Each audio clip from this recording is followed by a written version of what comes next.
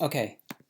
Hey guys. So we are Robert and Aubrey, and I'm going to start a timer because I don't want to go over 4 minutes.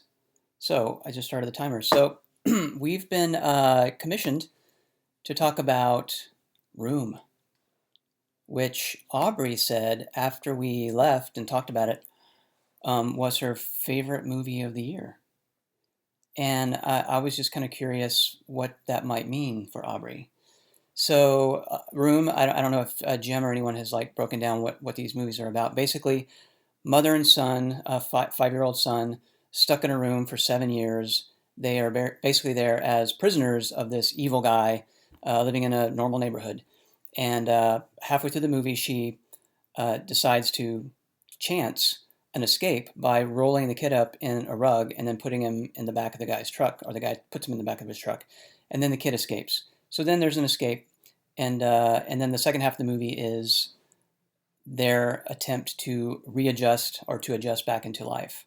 So what was it exactly that drew you, that made you feel like it was such an important movie to you personally? Not to, I mean, obviously it's been nominated for Best Picture among seven others, but for you, why is it such an important movie? That's a tough question, or it could be very revealing, I guess. Uh, well, I mean, I guess in a sense I could relate. Like, I didn't grow up trapped in a room, of course, by a kidnapper, but I grew up in a very constricted environment and in a place where I did not feel safe, and I did not feel like I was being protected, and and I was fully aware of the horror of all Mm-hmm. of it, and especially as I got older and had three younger siblings to try to try to protect. But the thing that really strikes me or struck me about this movie was that even in such a horrible, horrible situation, the mom, Joy character, manages to completely keep all of this horror from her Yeah. boy. And in fact, it's not just that, it's like she creates a world that is safe, and he believes they're the only ones who exist aside from old Nick who visits Yeah. them. The movie, like I described, is basically the first half is inside this room and you're trapped in the room with them. The second half is them reintegrating back into their family life as two totally different worlds. For you, which which part did you relate to more? Was the more harrowing part for you, or did you relate to more? Well, I don't know. Gosh, the timer's going so fast. Um, Don't look at that. I mean, I think the escape. I mean, everybody's like sobbing in the theater at the point where he jumps out of the truck and runs into a person. Well, I guess it was after that when you see that he's with the police and the mom is released and she comes running to the car.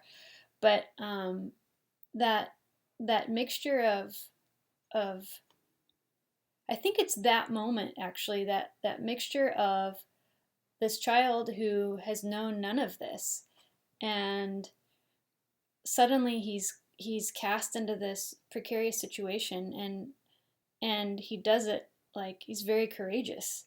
He's willing to, after being told something completely otherwise, to trust his mom that he needs to do this so that they can get out. And he's in this situation that he's never been in a car, in a running into other people, and he does it. It just seems like such a courageous moment Hmm. to me, and that energy of the escape. I don't know if that No, it makes total makes sense. sense. And for me, and we've already hit our 4 minute mark, but for me, like the most poignant moment of the movie is the end. Uh, it feels a little forced because to go back to that place, which is just in the span of the story, not that long ago, they go back to this place, and for the kid, this it's almost like going back to a place of comfort because that's what he knows is comfort. Now he's experiencing all the roiling turmoil of family life and trying to fit in, and it's horrifying or terrifying for him in a lot of ways. But for him, that room is actual safety. For her, she goes back to it, and it's like it's something that she has to like lop off from her memory, or try to adjust to, and that was the most horrifying part of her life. And so it's kind of like telling about life in a sense that, um, one man's trash, that kind of thing, is another man's treasure. That's an awful way to put it, but what I mean is that perspective is probably key to your approach to life. That doesn't make any sense either, but do you know No, what I mean? having the correct framework and the correct worldview Yeah. really changes how you view your experiences. And one thing I really, really did appreciate about the movie as well is that once they were out, that wasn't the end of it. Like, for the mother character and for the parents, I mean, the parents were divorced by the time they escaped. And so, like, we don't know, but I can assume that maybe just the horror of the kidnapping just tore their family apart. So that was very real. And then also just the reality of the mom having a really hard time knowing how to cope with having her life back. And she was really, I think she really, when she sends the boy to escape, I think she doesn't think she's getting out of there. And here she is, Yeah.